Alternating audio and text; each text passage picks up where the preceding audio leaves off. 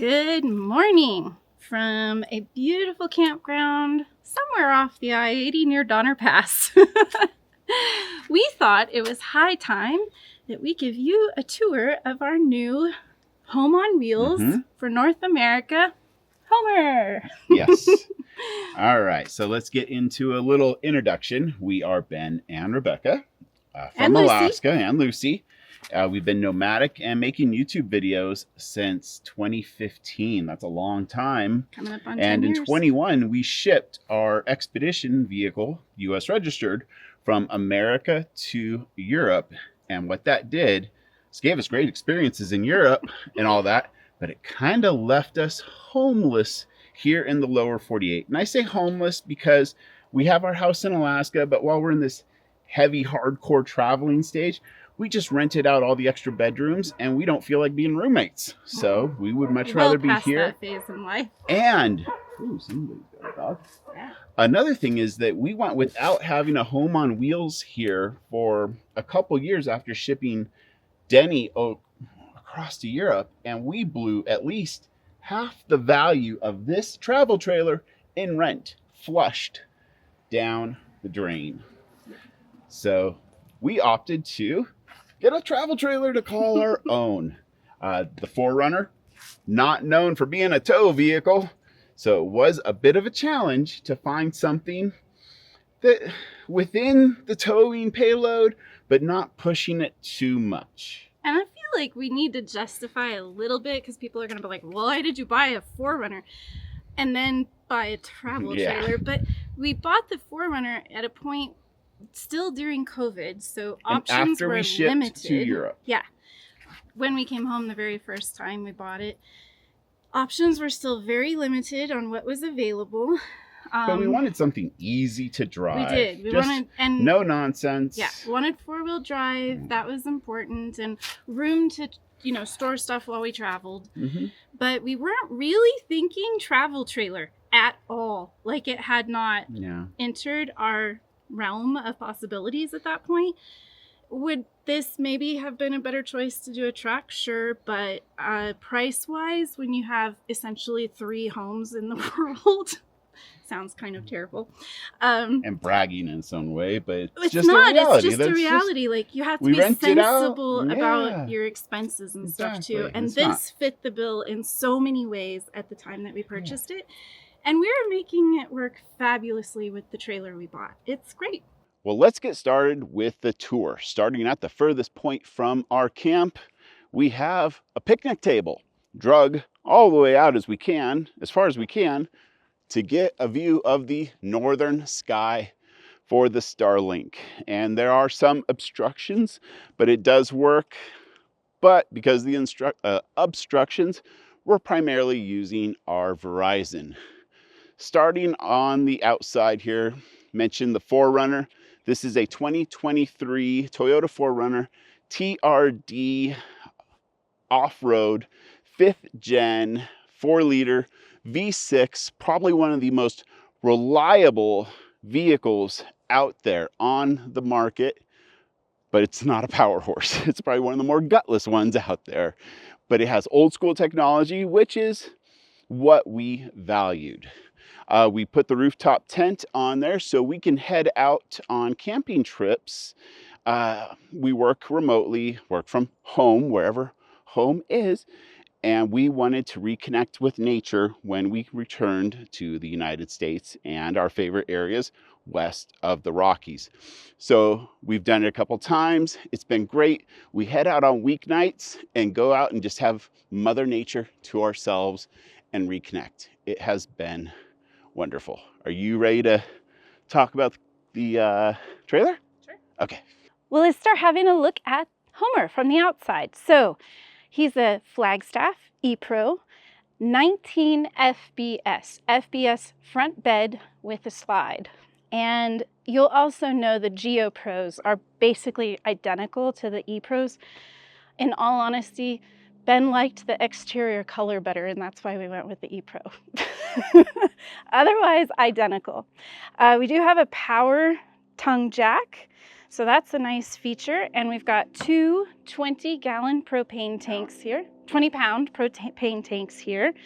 It's a little bit of getting used to propane again after having diesel in our expedition vehicle, but you know, it's cool.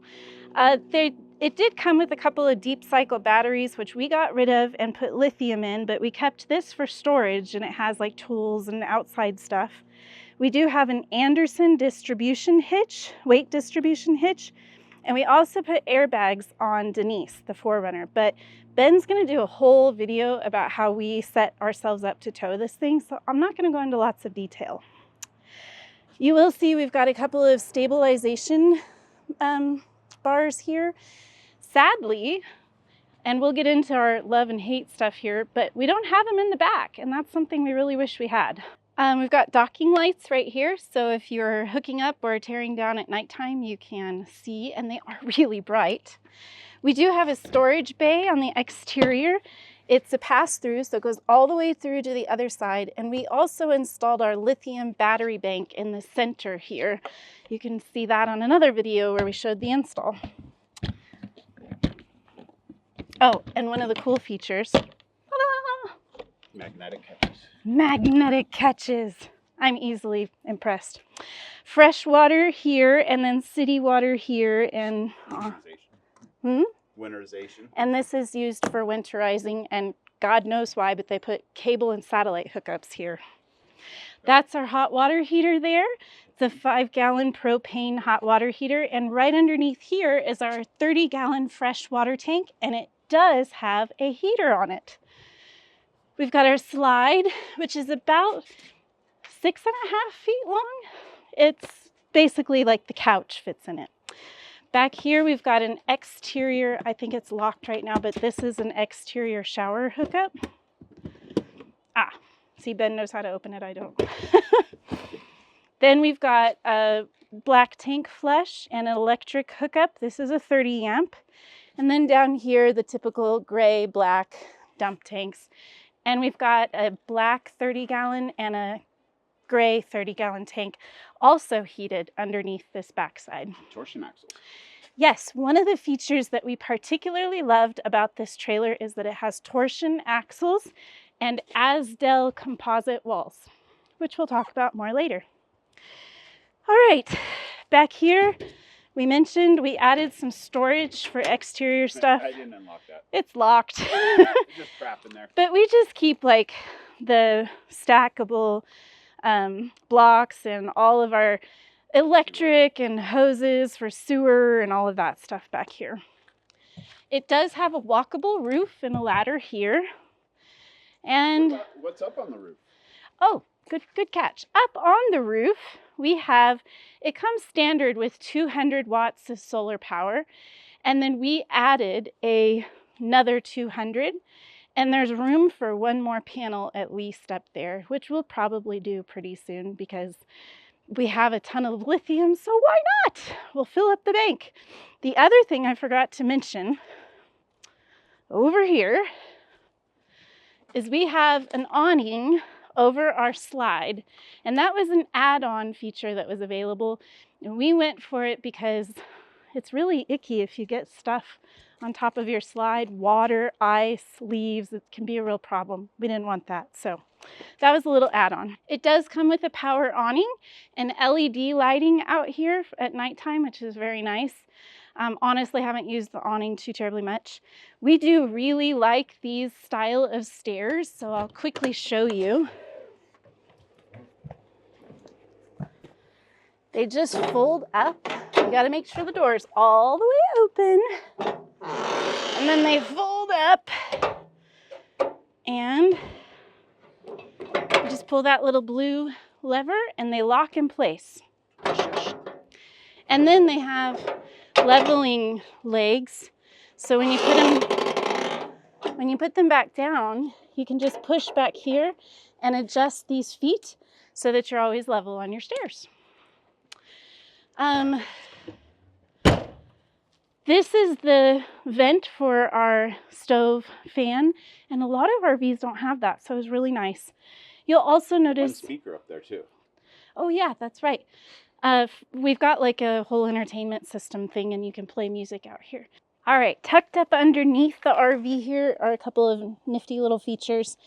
There's an LP disconnect there, so you can hook up like a fire pit or barbecue or whatever and connect to the propane on board. And then there's also a low point drain and the storage for our sewer hose down there. Last nifty little feature, you are equipped and set up to plug in additional solar that's not on the roof and charge your batteries with it. So definitely a lot of forward technology. One last nifty feature I want to show you. There's actually little drains up here so that the water, when it's running off the roof, doesn't drain down the side of your RV, but actually goes out. That's really cool. The little things. Like I said, I'm easily impressed. Well, let's head inside the trailer. First thing, the entry door. It's got like this tension or kind of like a soft close. It's great. The wind doesn't catch it and it stays where you left it. Kind of a polite feature. Heading inside, right off the bat, you have a refrigerator, and this is a 12-volt refrigerator. Got a 120 volt microwave, meaning it only works when you are on shore power. And then heading into the abundant bathroom, just on the other side of the refrigerator is a wall, and we added a command hook towel bar and toilet thing. More command hook stuff over there, and we stuck a mirror up. This shower, I definitely need the headroom. It works, but yeah, I'm kind of enjoying having a dry bath. And over here is the vanity. Pretty much standard stuff. And as for the toilet, it is a traditional RV style toilet and goes into a black tank. After exiting the bathroom, you come here into the living room. Got another command hook for the surf poncho and robes, the thermostat, the solar charge controller, an outlet. We've been experimenting with little things to make the space more usable. To my right here is a jackknife sofa. So if you want to make it into a bed, give or take about 6 feet. There is storage up here above, and this did come with a table, but Lucy didn't like it, so we opted for this other little table for the time being. And we also got an ottoman. We're still dialing everything in despite having this for 3 months. And you know, it's not the most comfortable couch, but it is a couch and it is a place to work. That microphone keeps slipping down on me. Command hook basket over here as well. Another outlet. We have Starlink plugged in right there, and under the bed a drawer which we use as a dirty laundry hamper. Hi Lucy, she's having fun on the bed. I know, you're happy puppy. One of our priorities for a trailer, one of our priorities for a trailer is that it had to have a true queen, not one of those little cut off short RV queens. I'm 6 foot. We live in this full time when we are here in the States, so we need to be comfortable. But it is a nice bed. We did upgrade the mattress, and the space is good. I like how there's a little bit of airflow on each end. And then another command hook basket. And then Beck's clothes over here. My clothes over here. Yeah, falls right in line with the cable hookups on the outside, but you got a Wi-Fi booster there. And coming on around, we've got more command hooks to just put like clothes you wear day in and day out. And right over here is an 1800 watt inverter. Have not really put it to the test yet because we've had electrical hookups, because that's the general idea. This thing stays on electrical hookups, and when we want to go out into the wild, we'll get the Forerunner out. Hey, you. That's a squeaky toy. You're making a lot of noise. This is a wardrobe. Truthfully, it's a wardrobe. Haven't quite figured out the best use for it yet. A 12-volt television and some stuff back there. We got our Verizon modem and all that. And let's see. Oh, here's starting to get a little chilly. So this is an oil-filled 700-watt heater, so you don't have to hear the RV's propane clicking on and off all the time. Not the most spacious kitchen, but it is a kitchen, and that ultimately is what mattered to us. So what you have here is an abundance of counter space and a sink and a propane 3-burner stove with a propane oven. And like on the outside, you saw the exhaust for the blower. You know, it's a regular stove hood. Quite nice. Up here, that's pantry stuff. And you got one of those little drawers underneath for sponges. And just regular old drawers with all of our, kitchen, and we keep produce down there. And so what you'll see is on a lot of this stuff is that we've got a lot of acrylic. And it took us probably about a month of going to, let's see, it started at Dollar General, there was a Kohl's, there's probably a Cost Plus World Market, there's Walmart, and maybe a couple other stores that we just literally pieced all of this stuff together to try to take up every cubic inch within this camper so stuff works well. And it is all about 90-degree corners. Working our way out of the kitchen, we have a trash can right in the doorway, but it faces a favorable direction for us to use. Got the, what is this, a NutriBullet blender. Gotta love those things. And we prefer to have control over our drinking water. So we have a little bottle here. And then this is a more modern version of your traditional RV control panel. It does have an app. You got the slide and awning, gas, electric, water heat, water pump, tank heaters. Those are little mats on the bottom of the tanks.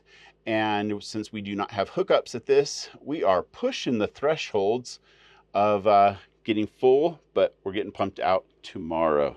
So that is, I think, a wrap for the interior of Homer the Travel Trailer.